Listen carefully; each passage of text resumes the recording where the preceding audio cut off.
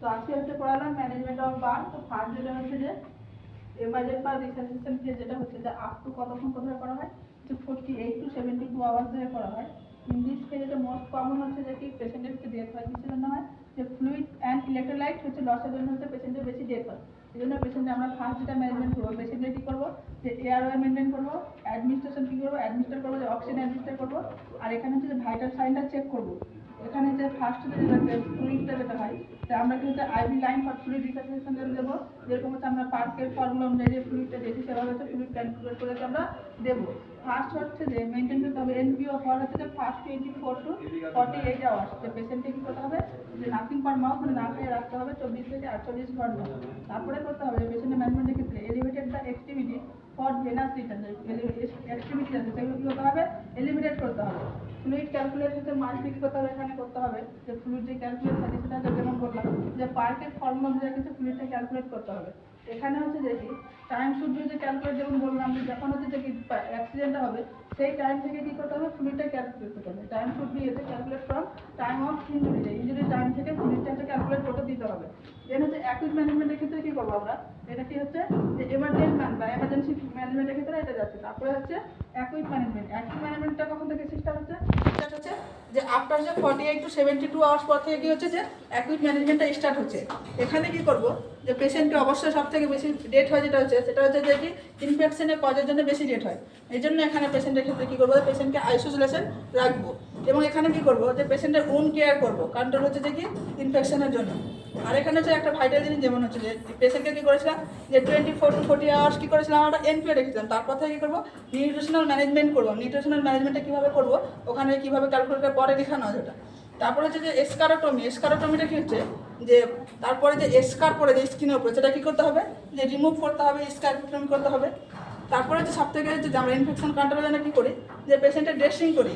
ড্রেসিংয়ের সময় সবসময় হচ্ছে যে আমরা যেটা মোস্ট কমনলি অয়েন্টমেন্ট ইউজ করে থাকি সেটা হচ্ছে যে কি সিলভার সালফার ডায়াজাইড।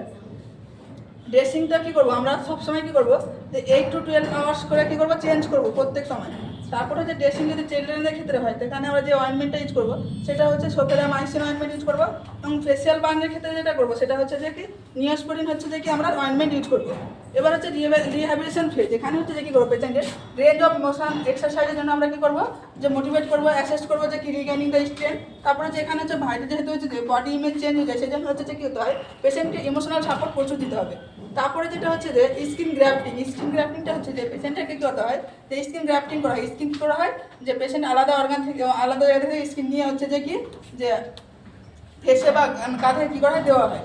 তো অটোগ্রাফট মানে হচ্ছে ক্লায়েন্টের কী করা হয়, যে ওন গ্রাফটিং। যদি উপরের অংশটা পড়ে যায় তাহলে যে থাইড নর্মাল থাকে তাহলে কী করা হয়, সেখান থেকে স্কিনটা নিয়ে সফট স্কিন নিয়ে কী করা হয়, যে দেওয়া হয়, তাকে বলে অটোগ্রাফট স্কিন। আইসোগ্রাফটা হচ্ছে যে মনোজাইগেটিং টুইনিং। যখন হচ্ছে একই প্লাসেন্টা থেকে দুটো বেবি হয় তাদের ক্ষেত্রে কী হয়, স্কিন গ্রাফট রিজেকশনটা কম থাকে বলে তাদের ক্ষেত্রে স্কিন গ্রাফটিংটা কী করা হয়। তারপর হচ্ছে অ্যালোগ্রাফটা হচ্ছে যে সাম স্পেশাল বাট হচ্ছে অ্যানাদার পার্সন। যেমন হচ্ছে ক্যাডাভার মানে হচ্ছে যে ব্রেন্ডেড পার্সনের ক্ষেত্রে কি স্কিন নিয়ে করা হয়। এটারও হচ্ছে গ্রাফট হচ্ছে যে অ্যানাদার স্পেসিফিক লাইক অ্যানিমাল, যেমন হচ্ছে পিগ। মানে পিগের হচ্ছে স্কিন হচ্ছে যে হিউম্যান স্কিনের মধ্যে মানে সফট, সেই জন্য হচ্ছে পিগের স্কিনের নিয়ে কী করা হয়, যে এটারও গ্রাফট করা হয়। আর আমরা যখন হচ্ছে বার্ন পেশেন্টের ক্ষেত্রে ম্যানেজমেন্ট করবো, সব থেকে যেটা হচ্ছে যে ইউরিন আউটপুটটা চেক করার জন্য কী করবো, আমরা সবসময় ইনটেক আউটপুটটা হচ্ছে যে ম্যানেজমেন্ট করবো, ফ্লুইড ভলিউম ডেফিসিট হয়েছে কিনা সেটা দেখার জন্য, বা অ্যাকুমুলেট হয়েছে কি ফ্লুইডে। এই পর্যন্ত গেল হচ্ছে ম্যানেজমেন্ট। দেন হচ্ছে যে কি আমরা বললাম যে নিউট্রিশনাল ম্যানেজমেন্টকে কীভাবে করবো। তো এখানে একটা ডেনিশ ফর্মুলা আছে। এখানে হচ্ছে যে ডেনিশ ফর্মুলা অনুযায়ী কী করবো, প্রোটিন কতটা দিতে হবে, ক্যালোরি কতটা দিতে হবে, সেটা হচ্ছে ক্যালকুলেট করা হয়। তো প্রোটিন ক্যালকুলেট করা হচ্ছে একটা সূত্র আছে, যে 3 গ্রাম পার কেজি প্লাস হচ্ছে 1 gram of the total burn surface area. আর ক্যালোরি ক্ষেত্রে হচ্ছে যে 60 গ্রাম পার কেজি প্লাস হচ্ছে 35 কিলোগ্রাম পার হচ্ছে of total burn surface area. তো একটা উদাহরণ দিয়ে যেমন বোঝানোর চেষ্টা করেছি, যে একজন পেশেন্ট যদি থাকে 50 কেজি যদি ওয়েট থাকে আর 30% যদি বার্ন হয়, তাহলে আমরা কীভাবে হচ্ছে প্রোটিন আর ক্যালোরিটা বার করবো।